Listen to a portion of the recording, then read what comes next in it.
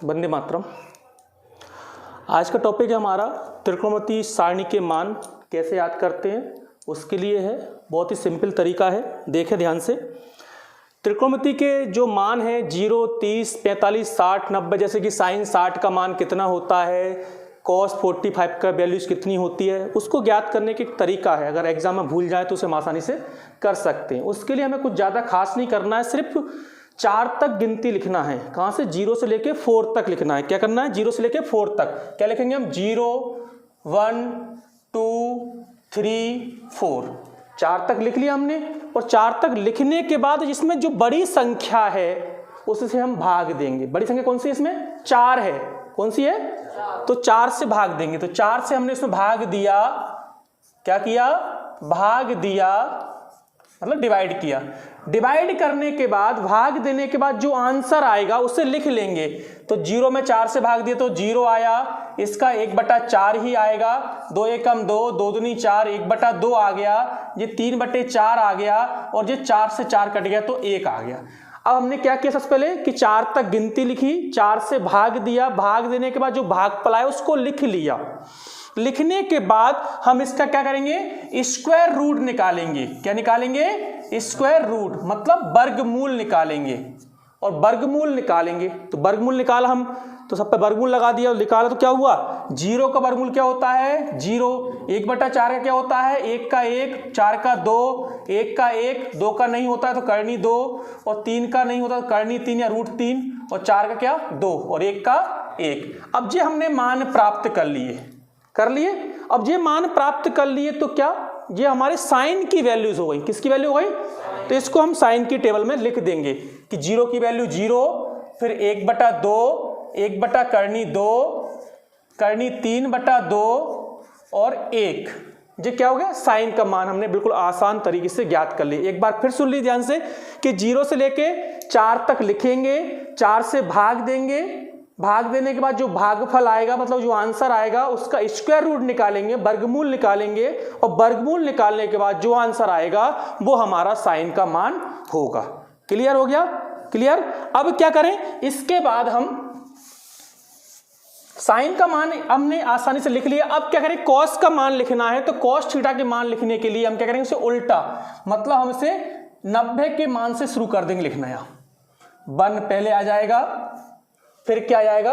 करनी 3/2 आ जाएगा, फिर इसका नंबर 1/2 आएगा, फिर 1/2 आएगा, और फिर 0 आएगा। सही में आया? मतलब साइन का तो हमने वैसे निकाल लिया। अब कॉस का मान लिखना तो कॉस करेंगे उल्टा, यहां से लिखना शुरू कर देंगे। पहले इसको, फिर इसको, फिर इसको, फिर इसको, फिर इसको लिख दिया। ओके। अब क्या करना है? अब tan का मान ज्ञात करना है। tan का मान ज्ञात करने के लिए हमें पता है एक सूत्र होता है, tan थीटा बराबर क्या? साइन थीटा बटे कॉस थीटा। ये सूत्र होता है साइन थीटा बटे क्या? Cos theta. क्लियर। साथ में हमें कुछ चीजें याद रखना है कि 1/0 मतलब संख्या बटे 0 क्या होता है? इनफाइनाइट होता है। क्या होता है? इनफाइनाइट, मतलब अनंत। That is not defined. क्या? नॉट डिफाइंड, एनडी जिसे लिख सकते हैं हम, अपरिभाषित, जिसे परिभाषित नहीं किया सकता, मतलब संख्या बटे 0। और 0/1 क्या होगा? 0 होगा। क्लियर। और 1/∞ या फिर 1/ हम जिसे नॉट डिफाइंड या अपरिभाषित कहें तो उसका मान क्या होगा? 0 होगा। क्लियर। जी हमें पता होना चाहिए tan का मान ये होता है साइन बटे कॉस। 1/0 ध्यान रखना है क्या होता है? इन्फिनिटी, नॉट डिफाइंड होता है। 0/1 क्या होता है? 0 होता है। और 1/∞ क्या होता है? Not defined. 1/∞ या 1/ नॉट डिफाइंड बराबर क्या होगा? 0 होगा। तो बहुत आसान तरीके से हमें याद रखना चाहिए, आगे काम में आएंगे आपको। तो अब क्या करें? tan का मान लेना। tan का क्या? साइन बटे कॉस। तो देखो साइन बटे कॉस। अब साइन बटे कॉस, साइन अपॉन कॉस, तो 0/1, तो 0/1 क्या होता है? 0 होता है। अब 1/2 करनी 3/2, देखो 2 से 2 कट रहे हैं तो क्या बचेगा? 1/3।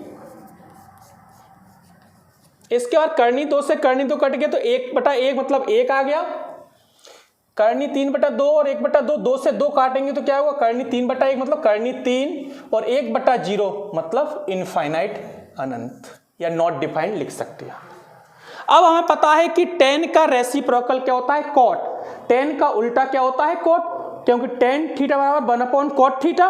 तो क्या करें हम, tan थीटा बराबर क्या होता है 1/cot थीटा, तो 0 अपॉन, अब 0 का उल्टा रेसिप्रोकल क्या होगा भाई, मैंने लिख दिया कि 2/3 का उल्टा तो क्या होगा 3/2। अब 0 के बटे में कुछ नहीं, 0/1 करेंगे तो इसका उल्टा क्या होगा 1/0 होगा। समझ में आ रहा है ना। तो इस तरह से हमें क्या करना है, इसके उल्टे करने हैं, नीचे की संख्या ऊपर ले आना, ऊपर संख्या नीचे ले आना है। तो cot मतलब tan का उल्टा होता है। तो 0/1 का उल्टा 1/0 मतलब क्या, इन्फिनिटी, नॉट डिफाइंड। करनी 3 ऊपर जाएगी तो करनी 3/1 लिखते नहीं है, 1/1 क्या होगा 1/करनी 3 हो जाएगा ये। और इन्फिनिटी का उल्टा, अब 1/इन्फिनिटी क्या होता है 0। अब cosec थीटा, cosec किसका रेसिप्रोकल होता है, साइन का। तो साइन का 0 का उल्टा क्या होगा, मैंने बोला 0 का उल्टा हमेशा इन्फिनिटी होता है। क्या होता है 0 का उल्टा इन्फिनिटी। 1/2 का 2/1, 1/√2 का √2, √3/2 का 2/√3 और 1 का उल्टा 1 होगा। अब जैसे हमने साइन के मान ऐसे लिखे थे तो कॉस का यहां से लिखना शुरू किया था। हम पता है कि सेक किसका उल्टा होता है, कॉस का होता है। तो हम कॉस का उल्टा क्या होता है, सेक होता है। तो सेक की वैल्यूज को हम कॉसेक की फॉर्म से उल्टा लिखना शुरू कर दें, या फिर हम चाहें तो कॉस का उल्टा कर लें। तो 1 का उल्टा क्या होता है 1, इसका क्या होगा 2/3, इसका क्या होगा 1/2 का करनी 2 और 1/2 का 2 और 0 का इन्फिनिटी।